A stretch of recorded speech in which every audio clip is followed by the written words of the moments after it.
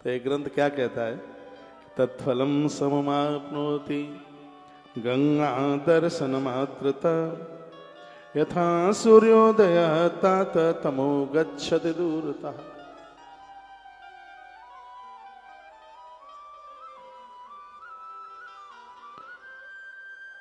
माता सुनीता चौरसिया अभी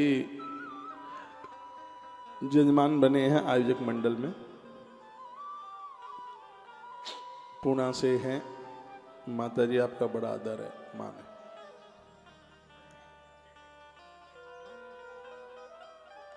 तो मैं निवेदन कर रहा था, तत्धर्म समाप्नोति गंगा दर्शन मात्र था।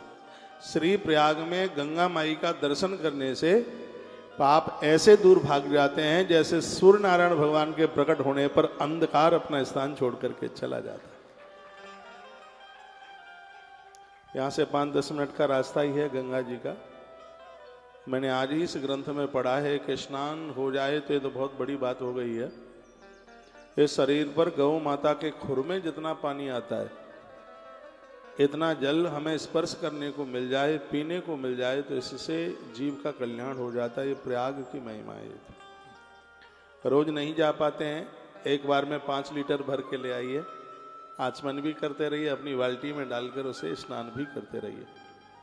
वर्णन किया गया, इयम गंगा महापुण्यम ब्रह्मज्ञानम विशेषता। ब्रह्म हत्या जैसे महापातकों को प्रयाग की गंगा समाप्त कर देती। मैं आपको प्रयाग महात्म्य में से ही ये बातें बोल रहा हूँ, निवेदन कर रहा हूँ। वर्णन है, तत्फलम समाप्नोति गंगा दर्शन मात्रता। यदि माँ का सिर्फ दर्शन ही गंगा जी का यहाँ कर लिया जाए तो पाप ऐसे दूर भागते हैं जैसे सूर्य नारायण के प्रकट होने पर। लिखा है, यथा सूर्योदय तात तमो गच्छन्ति दूरतः। श्लोक भी समझ में अर्थ आ रहा है। सूर्य भगवान के प्रकट होने पर अंधकार भाग जाता है। माँ भगवती गंगा का दर्शन करने से पाप ऐसे भाग जाते हैं। तत्पश्चात कहा, इसको त्रिवेणी कहते हैं। त्रिवेणी क्यों कहा गया इसको? त्र माने 3, वेणी माने चोटी। तो यहाँ चोटी तो दिखाई देती नहीं है, त्रिवेणी का तो मतलब है 3 चोटी, त्रिवेणी।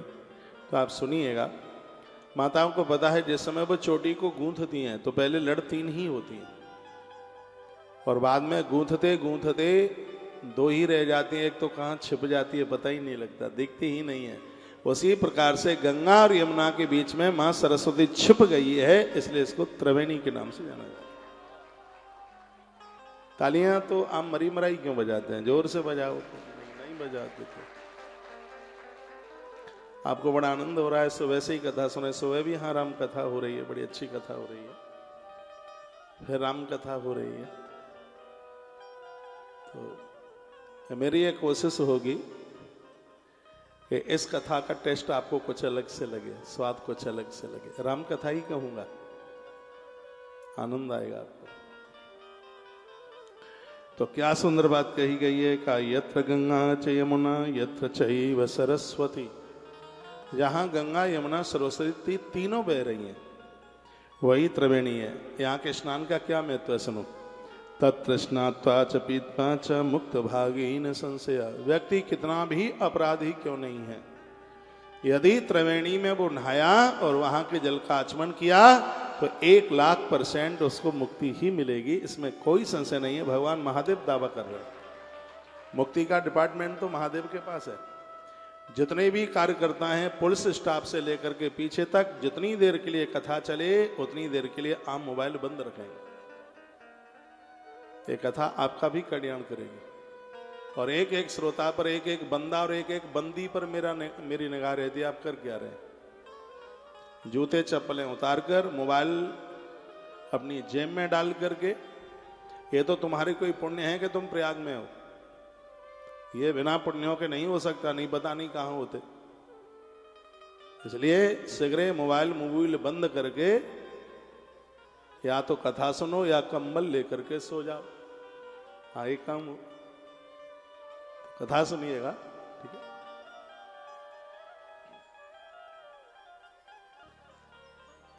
तो क्या लिखा है, यत्र गंगा च यमुना त्रैचैव सरस्वती तत्र स्नात तत्पीता च मुक्त भागी न संशया। आ गया जो त्रिवेणी में स्नान किया और गंगा का आचमन किया, त्रिवेणी में उस जल का आचमन किया, तो लिखा है पित्वाच मुक्त भाग्य न संशया, इससे मुक्ति मिलेगी। इसमें कोई संशय वाली बात नहीं। किसी ने प्रश्न में पूछा है क्या त्रिवेणी का जल घर ले जा सकता है, तो श्री पद्म पुराण के उत्तरखंड के अध्याय नंबर 23 के श्लोक नंबर 12 में अनुमति दी गई है कि त्रिवेणी का जल घर लेके जाइएगा। यह प्रमाणित बात है। त्रिवेणी का जल स्नान में भी बहुत गुणवत्ता लिए हुए है और इसका आचमन भी बहुत गुणकारी है। त्रिवेणी का जल अद्भुत है। तत्स्नात्वा च पीत्वा च मुक्त भागीन संशया, इसके स्नान करने से और इस जल का आचमन करने से निश्चित रूप से मुक्ति मिलती है, ऐसा वर्णन किया गया। और इसकी महिमा क्या है? दृष्टेन बंदितेनापि स्पष्टेन चदतेन की नारायण विमोचन्तो तद्वेदामुनम जलम। क्या सुंदर कहा है। यदि कोई त्रिवेणी नहा के आया है और ऐसे व्यक्ति को हम स्पर्श भी कर लेते हैं तो उस त्रिवेणी नहाने वाले व्यक्ति को छूने से छूने वाले के पाप जल करके राख होते हैं, समाप्त होते हैं। जैसे दिया दिए से मिलकर के जलता है, उसी प्रकार से भक्त को छू करके अभक्त भी भक्त बन जाता है। इतना बड़ा महात्म्य भैया श्री प्रयाग में बहने वाली इस त्रिवेणी का है। और यह हम आज अभी तो एक आध दिन में भीड़ ज्यादा है, जब भीड़ छट जावे तब जरूर श्री त्रिवेणी का दर्शन जरूर कीजिएगा, आचमन कीजिएगा, वंदन कीजिए, प्रणाम कीजिएगा। और मैं कहूँगा रामचरितमानस में जो प्रयाग की महिमा है वो स्वयं मेरे प्रभु श्री राम जी ने ही उसका जिक्र किया है। भगवान प्रभु राम जी ने कहा है कि बहुत बड़ी महिमा है। लक्ष्मण और माता जानकी को यहाँ की महिमा बताई। क्या कहा? रामचरितमानस में त्रिवेणी की महिमा प्रभु राम बोल रहे हैं। दोहा नंबर 106 के ऊपर की चौपाइयां हैं, प्रभु राम ने जिक्र किया। यही विधि आई बिलोक ही बैनी, यही विधि आई बिलोकी बैनी, सुमेरत सकल सुमंगल दैनी। यही विधि आई बिलोकी बैनी, यही विधि आई बिलोकी बैनी, सुमिरत सकल सुमंगल दैनी। यही विधि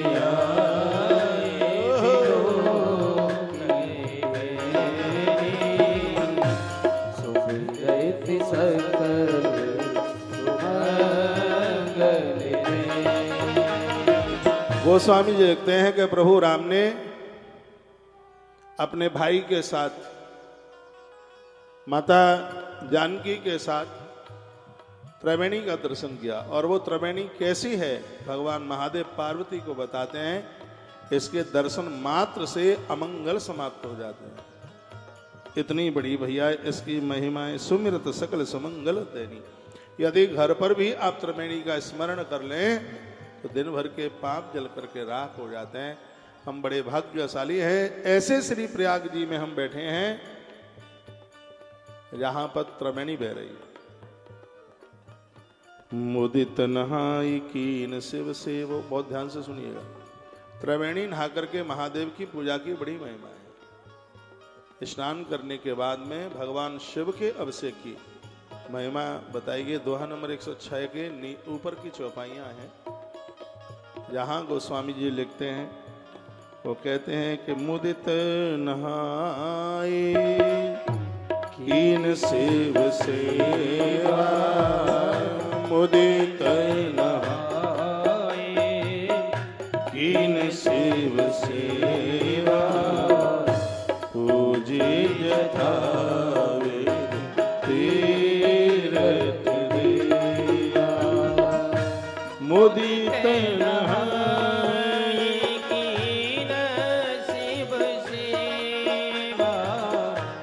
मुदित नहाय कीन शिव सेवा पूजी जथा विधि तीरथ देवा यही विद्याए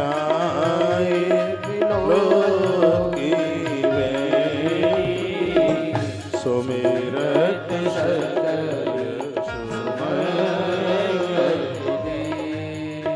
इतनी अद्भुत बात है। जो त्रिवेणी में स्नान करेगा उसको संपूर्ण तीर्थों का आचमन और नहाने का फल प्राप्त हो जाएगा। त्रिवेणी में नहाने के बाद महादेव का पूजन करेगा उसको सभी देवताओं की पूजा करने का फल तत्काल प्राप्त हो जाएगा, ऐसा वर्णन किया।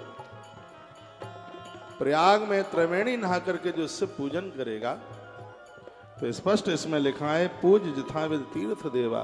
तीर्थ और देव सबको आपने पूज लिया, ये समझ लो, संपूर्ण तीर्थों की पूजा कर ली। स्पष्ट चौपाई कहती है संपूर्ण देवताओं का अपने पूजन के लिए मुदित नहाय की शिव सेवा पूज जथाविद तीर्थ देवा।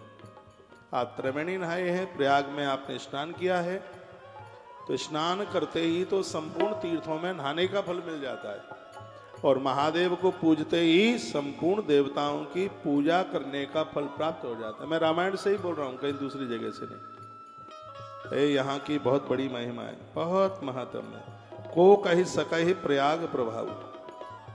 इस प्रयाग की महिमा का कौन वर्णन कर सकता है। कलश पुंज कुंजर मृगराव, यहां तक कह दिया पापों का समूह रूपी हाथी को मारने के लिए प्रयागराज सिंह के सिंह की।